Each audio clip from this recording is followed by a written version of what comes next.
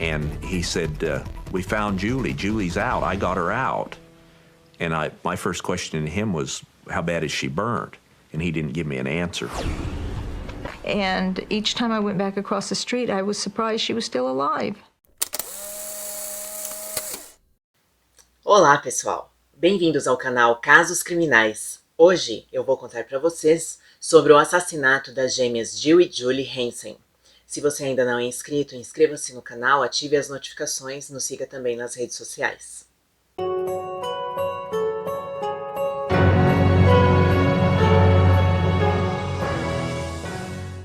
Em 1971, Hans e Betty Hansen se mudaram para Willow Creek, Califórnia, com seus 4 filhos, Donald, mais conhecido como Donnie, Beck e as gêmeas Jill e Julie. Donnie e Beck eram filhos de Betty de um casamento anterior. Hans administrava uma empresa de suprimentos de madeira em um depósito próximo ao trailer onde moravam. Os Hansen lembram que as gêmeas sempre foram gentis, amigáveis e, apesar de tímidas, eram populares na escola. Tudo parecia perfeito para a família até a noite de 14 de novembro de 1986. Por volta das 23 horas, as gêmeas, então com 16 anos, estavam se preparando para dormir. Donnie, de 21 anos, estava visitando a família. Nessa época, ele morava a 112 quilômetros de distância e planejava dormir no sofá. Por volta das 3 da manhã, Betty acordou de repente com um cheiro forte de fumaça. Hans abriu a porta e encontrou o corredor envolto em chamas. Com o extintor, ele tentou conter o incêndio. Ele notou que o fogo parecia estar formando uma faixa no corredor. Hans achou isso muito estranho. Ele chamou seus filhos, mas não obteve resposta. Ao sair correndo pela porta dos fundos, tropeçou em um galão de gasolina. Hans não pensou muito nisso até chegar a alguns passos de distância. Concluiu que aquele galão não deveria estar ali e percebeu que ele estava vazio quando o chutou. Enquanto Betty corria pelo corredor para avisar a todos do incêndio, a primeira pessoa que ela viu foi seu filho, Donnie. Ele estava no sofá e não a viu. Ele estava gritando com uma voz horrível. Saia daqui! Betty então imediatamente ficou com medo. O que estaria acontecendo? Com quem Donnie estava gritando? Betty correu para o armazém, onde tinha vários extintores de incêndio. Donnie e Hans logo entraram e pegaram os extintores também. Hans agarrou uma escada e utilizou para quebrar a janela do quarto das gêmeas. Ele usou uma mangueira na tentativa de apagar o fogo. Chamou suas filhas, mas novamente não obteve resposta. Poucos minutos depois, um vizinho notou um corpo em um campo próximo ao trailer. Era Julie. Ela estava muito mal, sangrando bastante de uma ferida em seu abdômen. Donnie então informou a Hans que a havia deixado ali, alegando que ele a puxou para fora de casa para salvá-la do incêndio. Quando Betty Hansen viu Julie, pensou que não havia como ela sobreviver. O estômago dela estava aberto em uma ferida enorme. Ela então implorou para que os bombeiros encontrassem sua outra filha, Jill. O pessoal da emergência levou Julie ao hospital, acreditando que a lesão estomacal tinha sido causada por algum tipo de explosão relacionada ao incêndio. Mas durante a cirurgia, os médicos fizeram uma descoberta chocante. Julie Hansen tinha sido baleada no abdômen a queima-roupa com uma espingarda calibre 12. Hans ficou chocado quando recebeu a notícia. Ele não sabia nada sobre tiros. Ele não conseguia entender quem poderia odiá-los tanto para atacá-los dessa forma. Na manhã seguinte, Jill foi encontrada morta dentro da casa. Na autópsia ficou constatado que ela não havia morrido no incêndio, mas na verdade teria sido baleada como sua irmã. Os investigadores recuperaram 3 cartuchos de espingarda e outro galão de gasolina nas cinzas. Eles examinaram o armazém dos Hansen em busca de pistas, e escondida, atrás de algumas caixas, estava uma espingarda calibre 12. O teste de balística mais tarde provou que esta foi a arma utilizada para atirar nas gêmeas.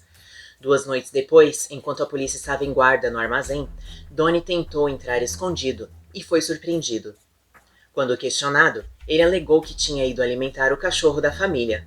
No entanto, o cachorro estava com os vizinhos, dando a entender que, na verdade, ele tinha ido buscar a espingarda. Os investigadores então começaram a suspeitar que Donnie estivesse envolvido nos assassinatos. Eles descobriram que ele pegou a arma emprestada de um amigo alguns dias antes do crime. Os projéteis não disparados em seu carro combinavam com os usados no ataque, e ele havia comprado a munição na noite anterior ao incêndio. Um extrato de cartão de crédito mostrou que ele comprou 5 galões de gasolina, apenas 2 dias antes do incêndio. Além disso, testemunhas confirmaram que o galão que ele abasteceu no posto era idêntico a um dos encontrados no local. Aproximadamente 2 semanas após o incêndio, Julie se recuperou o suficiente para contar aos pais o que havia acontecido. No início, suas memórias eram vagas. Ela se lembrava de ter sido baleada, mas não do atirador. Julie também se lembrava de sair correndo para fora de casa e se deitar no campo.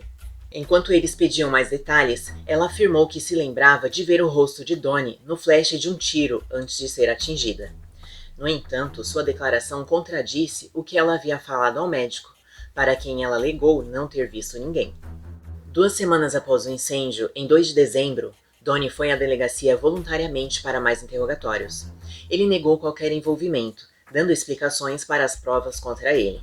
Donnie alegou que entrou em pânico e escondeu a arma porque não queria ser amarrado aos assassinatos. Ele passou por 2 testes de polígrafo e falhou em ambos. Com base na grande quantidade de evidências circunstanciais, Donnie foi preso e acusado de incêndio criminoso e assassinato. Porém, a situação só piorava para Hans e Betty, e em 19 de dezembro de 1986, Julie morreu em um acidente médico estranho. Uma bolha de ar entrou em sua corrente sanguínea através de um tubo intravenoso e parou seu coração. A morte de Julie foi outro golpe devastador para seus pais. Como resultado, seu depoimento foi inadmissível no tribunal porque ela não pôde ser interrogada pelos advogados de defesa. Os promotores agora tinham um caso mais difícil de lidar sem a testemunha principal. Em abril de 1988, Donnie foi a julgamento pelos assassinatos de suas meia-irmãs. O promotor estava confiante o suficiente para pedir a pena de morte. Afinal, Donnie havia levado a arma do crime e as munições para o local, escondeu a arma e mentiu sobre ela, além de ter sido visto comprando também os galões de gasolina. No entanto, a defesa apresentou 2 testemunhas oculares, 2 vizinhos, que viram 2 homens não identificados perto do trailer enquanto este estava em chamas. A tese da defesa era de que foram esses homens que cometeram os assassinatos. A teoria deles era que às 3 da manhã, os homens se aproximaram do trailer e de alguma forma encontraram a arma que Donnie tinha pego emprestada e a gasolina que ele havia comprado. Por razões desconhecidas, esses homens espalharam a gasolina pelo trailer, incendiaram-no e atiraram nas garotas quando elas acordaram. Eles ainda afirmaram que Donnie acordou quando os assassinos fugiram da cena. A promotoria considerou esse cenário ridículo. Eles questionaram por que os assassinos atiraram em Jill e Julie, mas não em Donnie, que aparentemente viu seus rostos e poderia identificá-los. De acordo com a teoria da defesa, um dos agressores ainda estava no trailer quando Hans, Betty e Donnie estavam no armazém, e foi nesse momento que Jill foi baleada. Os homens então colocaram a arma de volta no carro de Donnie e partiram em seu próprio veículo. O promotor ressaltou ainda que a teoria também não fazia sentido, porque os assassinos não trouxeram suas próprias armas. Por acaso, eles usaram a arma, munição e galões de gasolina que foram trazidos à cena por Donnie. De alguma forma, inexplicavelmente, o júri acreditou no cenário apresentado pela defesa, de que os 2 homens não identificados mataram as meninas e Donnie foi considerado inocente, mesmo ele tendo mudado sua versão dos fatos algumas vezes. Seu advogado alegou que ele foi acordado pelo tiro de espingarda. Posteriormente, Donnie afirmou que nunca ouviu o tiro. Donnie alegou que escondeu sua arma porque tinha medo de que fosse roubada, embora um incêndio estivesse engolindo o trailer no momento.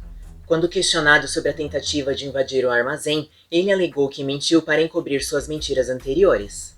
Entretanto, Hans, sua própria mãe Betty e as autoridades locais acreditam que ele é o culpado dos assassinatos e da tentativa de encobrir o incêndio criminoso.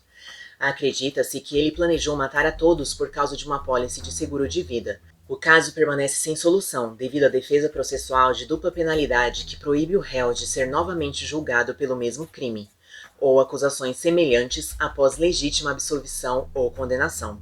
Donnie se mudou da área após sua absolvição, mudou legalmente seu nome devido à notoriedade do caso e continuou alegando sua inocência. Apesar de ter sido inocentado, Donnie Hansen continua sendo o principal suspeito do assassinato de suas irmãs gêmeas.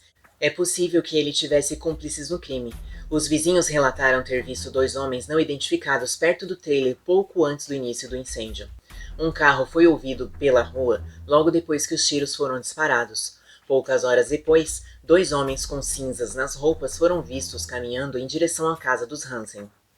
Não se sabe que ligação os homens têm com o caso. No entanto, esses homens nunca foram encontrados para serem interrogados. Os Hansen processaram o hospital onde Julie morreu, alegando que eles foram os responsáveis por sua morte.